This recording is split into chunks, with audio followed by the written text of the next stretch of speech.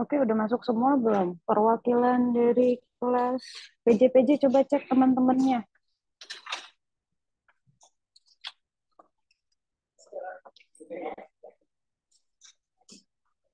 Gita, Sally, Dina, cek teman-temannya. Masih 44, baru 43.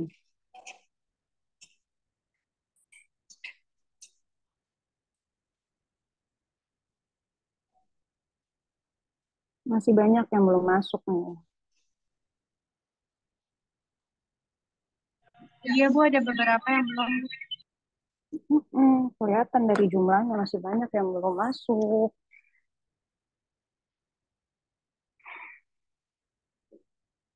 Iya Bu, saya WA dulu ya Bu teman-teman. Mm-mm.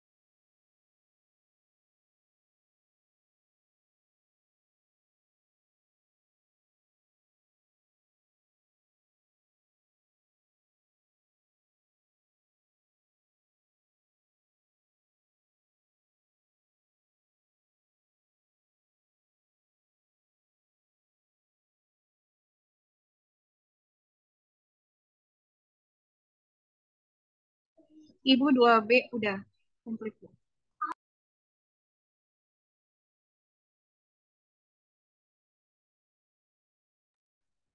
1A, Dina, Saya udah beberapa yang masuk, Bu, perwakilannya. Gita gimana gitu? Udah beberapa juga, Bu, yang masuk perwakilannya. Hmm.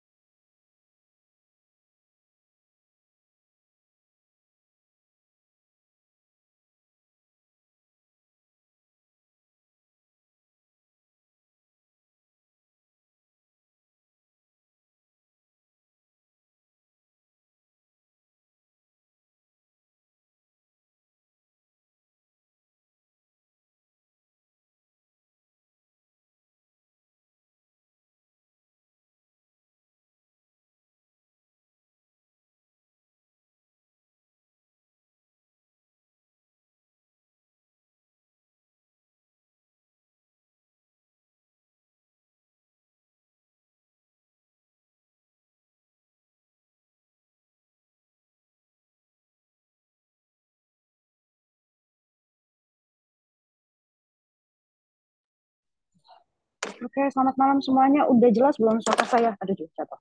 Udah, Bu. Jelas, Udah Bu. ya? Jelas. Oke, saya coba share screen ya. Ya,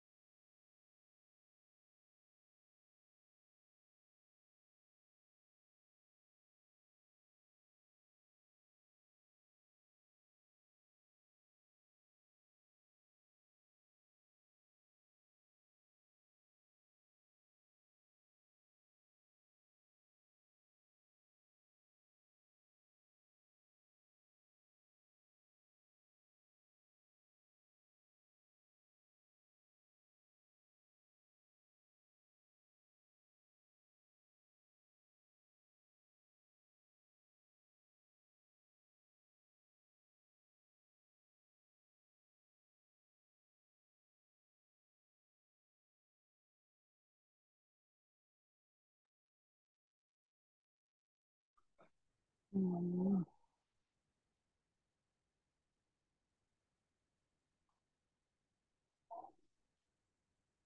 Oke, udah muncul belum di layar kalian? Sudah, Bu. Oke, untuk next pertemuan adalah mengenai iodometri. Lalu minggu depannya adalah iodimetri. Oke, kalau iodometri sendiri yaitu ya masih kita berbicara tentang analisa menggunakan volumetrik semua dan alatnya udah pasti buret alat ukurnya.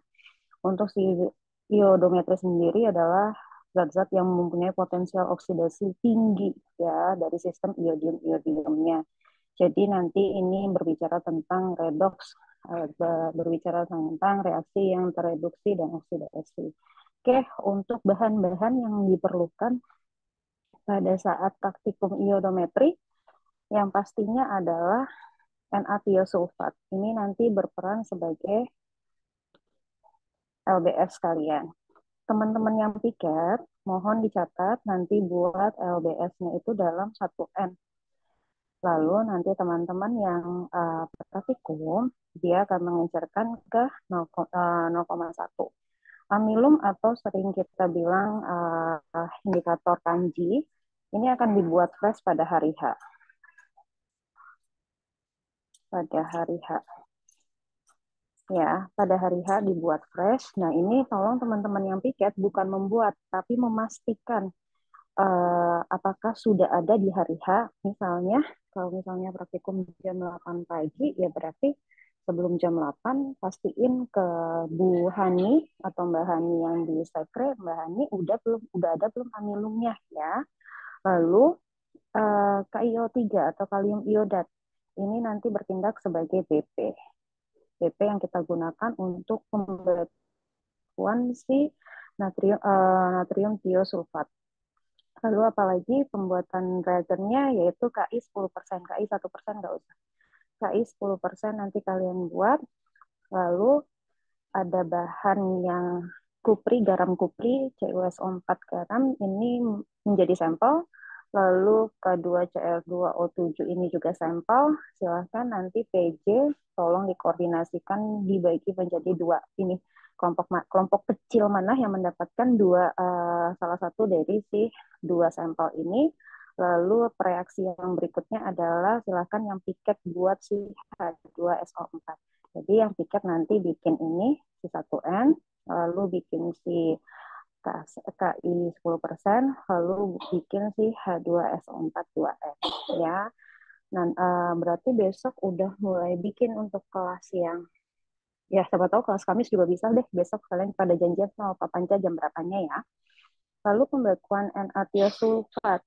Nah, ini silahkan kalian buat reaksinya antara ini. Lalu ketika ini bereaksi terhadap si Na-tiosulfat akan seperti apa reaksinya, kesetimbangan kimianya diperhatikan. Jangan sampai salah dalam penentuan si BE. Oke, karena penentuan BE ini nanti akan penting untuk perhitungan dan praktikum ke depannya. Oke, ini miligram KiO3 didapat dari mana ya seperti biasa rumusnya. Lalu Aquades sampai QS, lalu ini H2SO4 yang saya bagikan ke kalian perinciannya tolong diperbaiki. H2SO4 2N itu sebanyak 10 mili. Lalu KI yang tadinya 1% dibuat aja 10% dalam 10 mili. Paham ya? Udah dapat dari PJ kan filenya yang saya kirim? Sudah, Bu. Oke. Lalu dari reaksi-reaksi ini lalu dititrasi oleh Na-tiosulfat. Nah, dia akan pertamanya menjadi warna ungu kehitaman dulu. Ungu kehitaman larutan ya.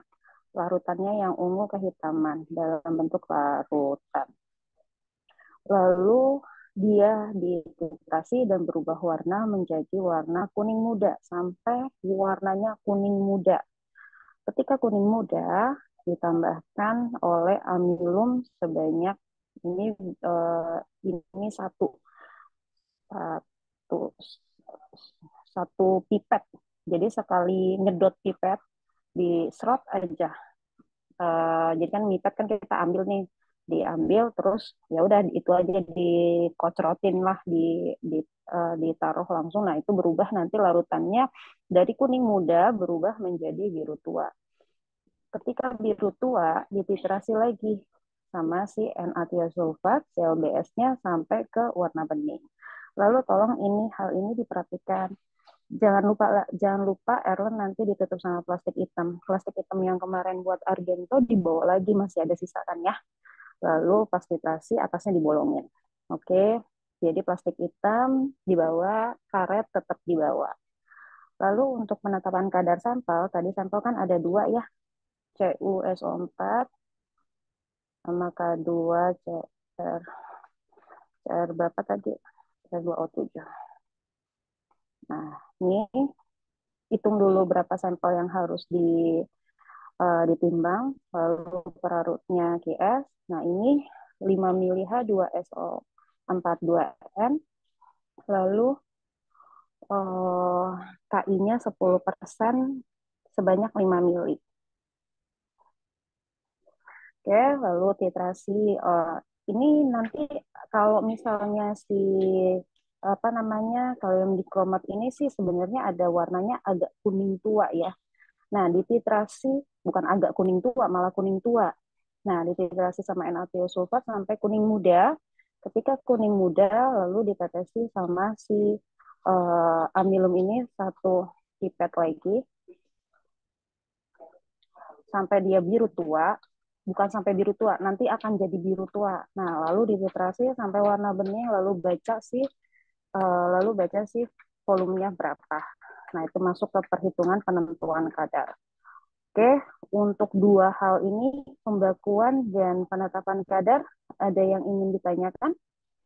Jadi kalau untuk piket diperhatikan ya, piket buat 1 N-atiosulfat, lalu buat KI 10%, H2SO42N-nya juga diperhatikan. Nah, untuk teman-teman yang nggak piket, tolong nanti diminta mana pembuatan si N-atiosulfatnya sama teman-teman yang bikin. Jadi prosedur dan perhitungannya minta sama si teman-teman yang piket.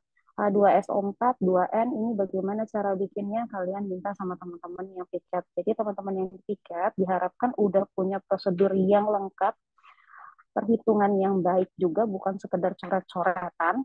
Jadi itu nanti di-share ke teman-temannya, biar teman-temannya nulis di prosedur lembar kerja masing-masing anak. Ya, paham sampai sini? Ada yang mau ditanyakan?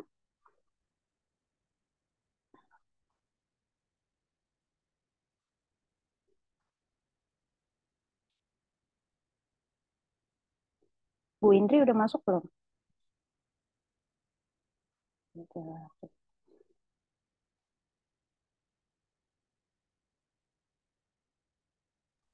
Ada Bu. Oke.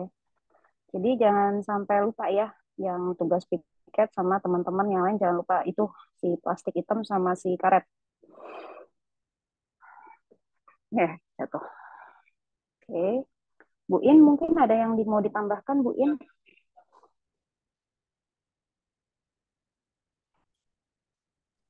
Izin nggak pakai kamera ya. Iya, ya Bu In. Baik. Oke, mungkin yang saya tambahkan buat semua. Jadi karena kita adalah titrasi itu adalah penentuan kadar menggunakan prinsip volumetri.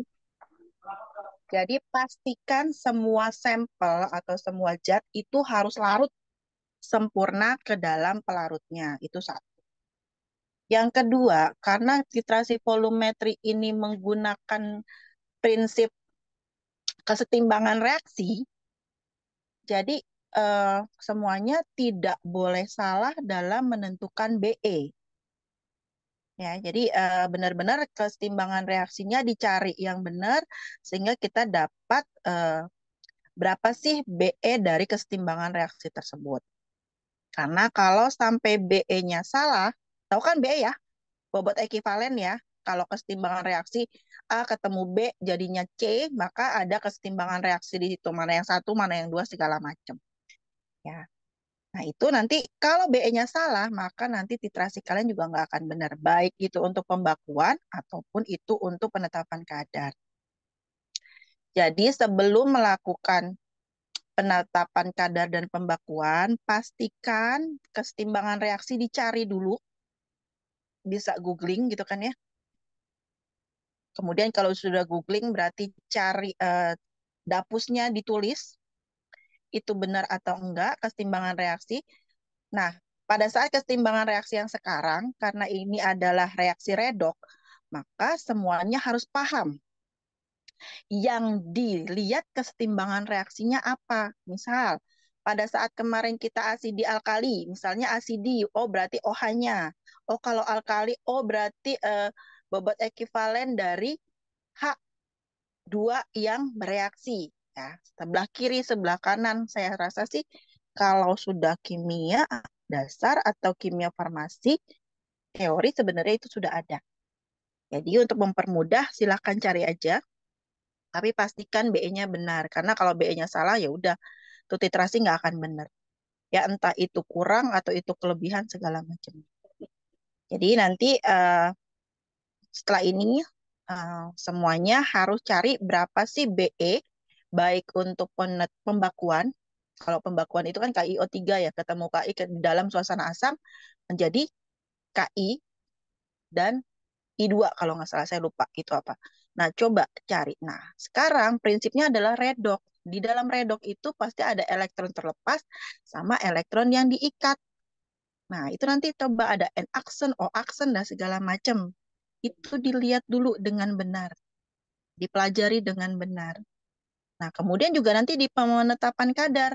Kalau di kadar ada Cu, kemudian juga ada K2CrO7, Cu warnanya biru, K2CrO7 warnanya kuning. Ini hati-hati.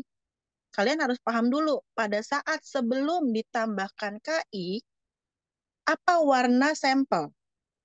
Kalau itu di foto bolehlah. Gitu kan. Nah, nanti antara biru Cu dengan I dari Ki, warnanya apa? Itu juga di foto. Ya, kalau untuk pembakuan biasanya antara KiO3 ketemu Ki, warnanya kalau nggak salah adalah warna betadin, merah betadin kalau kalian ini ya. Tahu kan ya warna merah betadin coklat-coklat gimana gitu. Nah, nanti setelah itu dititrasi sampai warna kuning muda. Berarti mendekati TAT. Kalau sudah sampai hilang warnanya, berarti TAT sudah terjadi. Kalau kamu tambahkan amilum tidak terbentuk warna, berarti TAT sudah terjadi. Nah, ini harus hati-hati sekali. Tuh. Kemudian nanti ada penetapan kadar. Perhatikan Cu sulfat ketemu Ki. Jadilah CuI plus I2. Nah, pasti ada degradasi warna. KiO3 ketemu Ki yang sama-sama tidak berwarna, ketika Ki-nya lepas, warna I berubah menjadi warna betadin, merah betadin atau coklat betadin gitu. Nah, kalau ini Cu sulfat warnanya biru. Nanti ketemu Ki, I-nya lepas menjadi I2, apa? Biru ketemu warna betadin. Nah, ini yang harus kalian perhatikan. Walaupun prinsipnya sama. Ketika warna I terbentuk, ketika I terbentuk akan menimbulkan warna, ketika ditritasi dengan N-tiosulfat, lama-lama warnanya hilang. Nah, warna yang semakin muda mendekati hilang sama sekali, atau mungkin berubah menjadi biru muda, sebelum sampai biru muda, tambahkan amilum. Di sini kalau tadi Bu Prisil bilang misalnya amilumnya kadang tuh ada 5 mili atau 1 pipet pun, sebenarnya sih tidak gitu ya. Kalau kita paham prinsip indikator di situ digunakan untuk apa, ya hanya untuk melihat perubahan warna, sebenarnya indikator sedikit pun nggak masalah. Gitu. Takutnya ketika kalian menggunakan amilum terlalu banyak, warna yang kita harapkan tidak terbentuk. Misalnya tadi biru dongker atau biru sebenarnya biru aja, biru muda, tapi sudah ada warna biru, kuning menjadi biru, itu nggak masalah. Amilum di sini kan nanti bereaksi dengan siapa sehingga jadi biru? Paham nggak? Apa yang menyebabkan ketika amilum dimasukkan ke dalam cairan yang di dalamnya ada I berubah menjadi warna biru? Berarti di dalam masih ada I yang bereaksi dengan amilum. Nah, kalau I ketemu amilum, maka akan terbentuk warna biru. So, nggak perlu banyak-banyak amilumnya. Cukup sedikit aja. Kalau tadi Bu Priscilla bilang, bolehlah 1 pipet, boleh. Setetes, 2 tetes, asal kebentuk warna birunya menandakan masih ada I di dalam Erlenmeyer, juga nggak masalah. Tapi kalau misalnya sudah kamu masukkan amilum sebanyak-banyaknya, tapi tidak terbentuk, oh menandakan di dalam situ sudah tidak ada I. Ya, jadi kalau peran indikator, guna indikator kalian harus paham. Nanti nggak usah tanya lagi berapa banyak. Indikator di sini di setiap reaksi kan berbeda-beda. Ada yang karena perubahan warna, kemudian ada juga yang pengendapan. So intinya sama, hanya melihat perubahan. Perubahannya bisa perubahan warna atau terjadinya endapan. So jadi nggak perlu banyak-banyak. Ya, jadi sedikit aja, boleh 1 pipet, boleh setengah pipet, boleh kamu tetesin, kemudian udah ada Bu warna birunya, udah kelihatan Bu warna kuning berubah jadi biru, ya sudah. Langsung titrasi lagi sampai warnanya hilang. Kenapa saya tekankan warnanya hilang? Karena pada saat pembakuan, iya, Ki ketemu I, warna iod hilang nanti ketika dititrasi dengan Na-tiosulfat. Tapi karena sampelnya nanti K2CrO7 dan kuprisulfat punya warna dasar yang satu biru, yang satu kuning, maka TAT-nya terjadi ketika warna biru hilang. Setelah ditambah amilum, ketika amilum berikatan dengan I menjadi warna biru, dititrasi dengan Na-tiosulfat, warna birunya hilang. Berarti balik lagi entah menjadi biru atau menjadi kuning. Sesuai dengan warna dasar dari K2CrO7 atau Cu. Nah, berarti itu TAT-nya sudah terjadi. Intinya TAT terjadi ketika warna biru yang dihasilkan antara ikatan amilum dengan I itu hilang. Nah, berarti sudah selesai. Ya, jadi prinsip di diodo ini kalian harus paham dulu apa namanya reaksi redok. Cari dulu deh dasarnya reaksi redok untuk KiO3, untuk Cu sulfat, untuk K2CrO7 yang ketemu dengan Ki. Intinya harus terbentuk I2. Nah, berapa I2 yang terbentuk berarti ini harus kalian pahami. I2 yang terbentuk itu menentukan berapa sih Be. Kalau sudah paham Be, kalian harus paham juga, maklumi juga, harus paham juga kalau volumetri, titrasi volumetri semuanya harus dalam bentuk larutan. Ya, sampel harus terlarut sempurna sehingga kalau masih ada endapan atau ketika kalian tambahkan Ki, Bu ada endapannya, berarti sesuatu sudah terjadi. Itu harus dilihat dulu apanya yang salah. Itu harus diperbaiki dulu. Kemudian prinsip dari iodo adalah hilangnya warna biru yang terjadi antara ikatan antara I dengan amilum. Itu TAT. Ya, itu yang harus dipahami. Kemudian karena ini redok, ada reduksi dan oksidasi, kalian juga harus paham bagaimana sih sifat dari zat yang mengoksidasi atau zat yang mereduksi. Teroksidasi karena apa? Oh, adanya cahaya, oh adanya udara, oh kena sinar. Berarti hal itu harus diminimalisir. Siapa yang berperan di sini sebagai pengoksid atau ini? Berarti di mana ada ion? Nah, itulah yang diminimalisir kerusakannya. Misal sekarang iodo deh. Iodo tuh iodnya ada di mana ya kalau ada yang tahu? Di elemer apa di labu? Di elemer apa di buret? Erlenmeyer. Oke, so yang ditutup buret apa Erlenmeyer? Erlenmeyer. Iya. Kenapa? Karena di situ ada ada iot. Iot sifatnya mudah teroksidasi oleh cahaya, oleh udara. Jadi Erlenmeyernya tolong ditutup. Boleh pakai aluminium foil, boleh pakai plastik hitam. Tuh. Kalau minggu depan misalnya iodi, lihat lagi iotnya ada di mana? Ada di buret atau di erle. Kalau ada di erle ya tutup lagi, tapi kalau ada di buret ya berarti buretnya yang ditutup. Ya, ingat kita udah pakai iot. Jadi saya nggak mau kita sama-sama satu kelas nantinya kalian semua satu kelas mencium iot. Itu rusak itu. Ya, jadi harus hati-hati. Itu sih mungkin Bu Prisil dari saya. Kemudian nanti juga kamu harus belajar kenapa kita menggunakan katalisator asam di situ. Buat apa? Biar apa? Gitu ya. Gunanya asam ketika kita mereaksikan antara sampel dengan si KI. Jadi nggak bisa cuma ketemu KI, sampel ketemu KI, jadilah I2-nya. Oh ternyata tidak.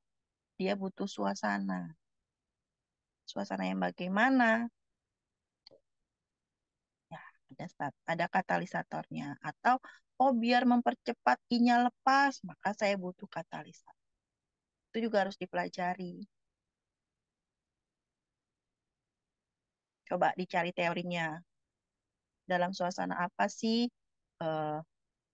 reaksi oksidasi reduksi antara Cu ketemu dengan Ki ini bisa berlangsung dengan baik. Juga harus dicari. Sehingga nanti nggak nanya-nanya lagi.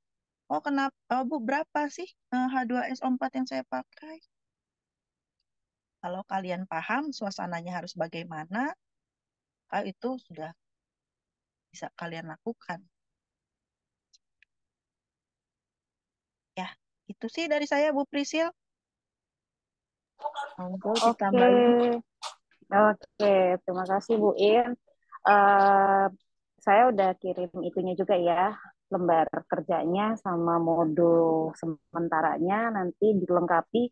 Ingat, saya garis bawahi lagi, endapan tidak boleh ada terbentuk harus larut. BE mohon dicari dari sekarang. BE-nya itu kesetimbangan reaksinya seperti apa, karena ini kesetimbangan reaksinya redox ya. Jadi nanti I-nya yang akan berikatan sama si natrium tiosulfatnya.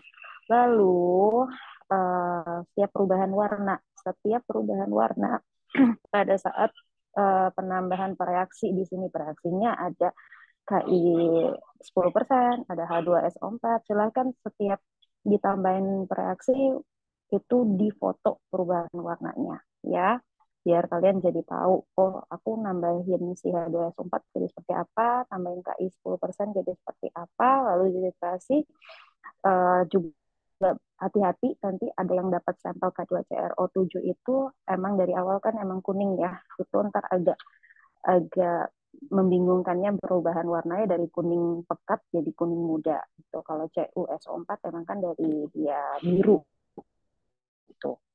Jadi gampang kalau ngelihatnya ya. Itu aja dari Bu Prisil. Selebihnya ada teman-teman yang mau ditanyakan? Kalau nggak ada, silahkan bilang nggak ada. Kalau ada, silahkan bilang ada. Jadi jangan diam. Karena kita nggak tahu kalau diam nih. Izin bertanya Bu, kalau kata Meyernya Iya. ditutup pakai plastik hitamnya sampai batas mana Bu? Oke, tak gambar deh. Kalian lihat layar ibu kan ya? Iya Bu kelihatan.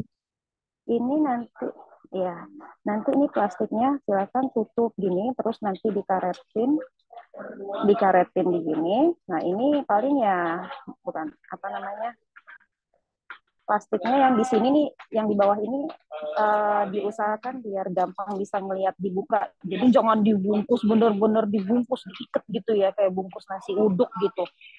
Enggak, ini yang di atas aja yang kalian ikat ini ketutup. Nah, pada saat mau dititrasi ini nanti dibolong di tengahnya. Jadi yang ini, yang bagian bawah ini kayak kalian pakaiin rok lah, biar gampang akses ngintip ke erlennya. Gitu. Paham nggak?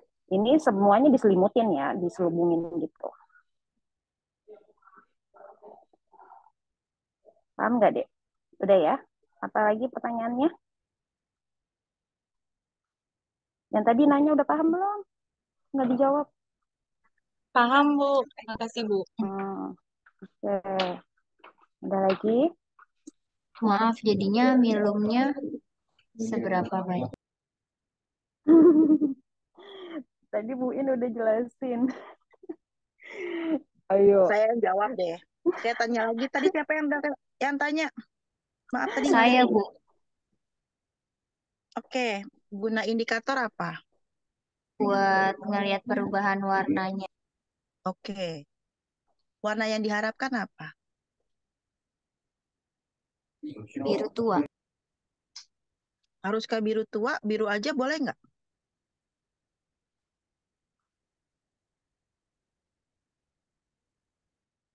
Loh, kok diem?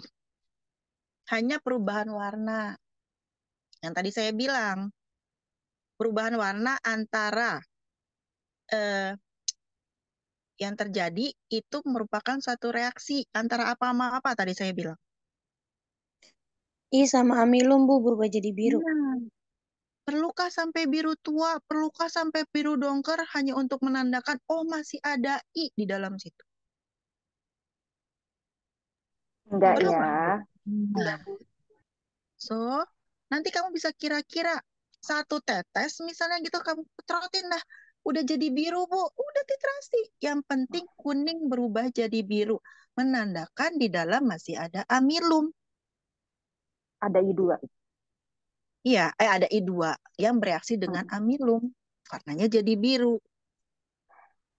Kan kita titrasi 3 kali. So, bisa di trial and error.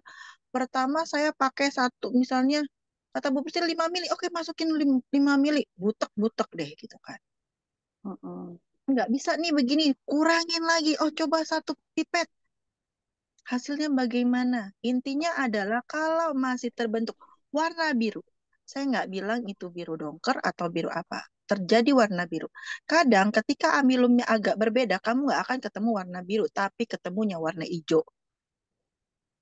Intinya ada perubahan warna yang menandakan masih ada I yang bereaksi dengan amilum.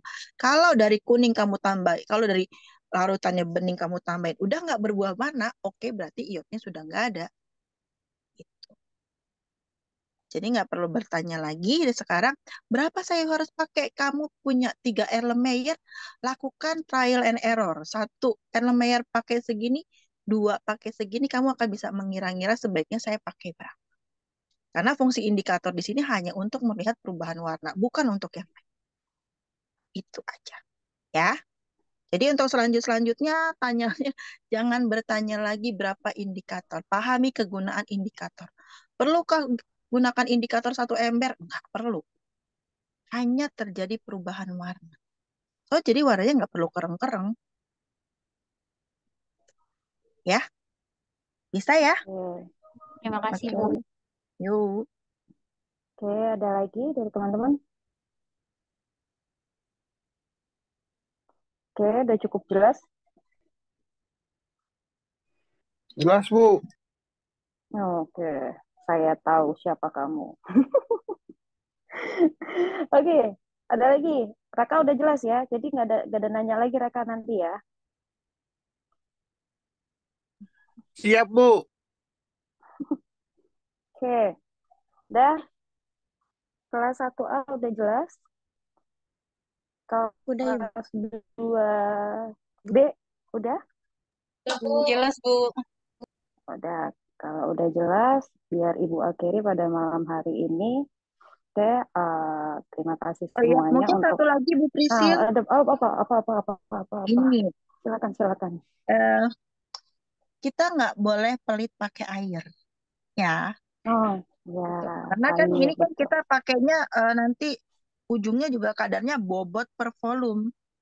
Ya. Mm-mm. Berarti yang kita cari adalah berat dari sampel. Jadi kalau mau airnya banyak, nggak masalah gitu. Jangan sedikit-sedikit banget. Intinya adalah sampel kamu harus larut. Kalau misalnya dia larut dalam 5 mili, silahkan dipakai 5 mili. Tapi coba ditambahkan lagi airnya. Kenapa? Karena nanti ada pengaruh warna di situ. Kalau makin sedikit air yang kamu gunakan, nanti takutnya menentukan perubahan warnanya kamu nggak ketemu.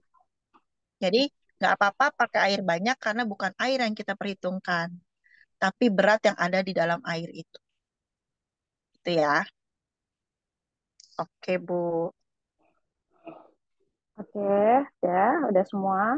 Oke, kalau udah semua, saya akhiri pertemuan pada malam hari ini. Terima kasih sudah join di responsi pada malam hari ini. Sampai jumpa nanti di praktikum, baik hari Rabu dan hari Kamis. Diharapkan sudah matang, diharapkan juga sudah persiapannya sudah mumpuni untuk kita melakukan praktikum dan semuanya berjalan dengan lancar.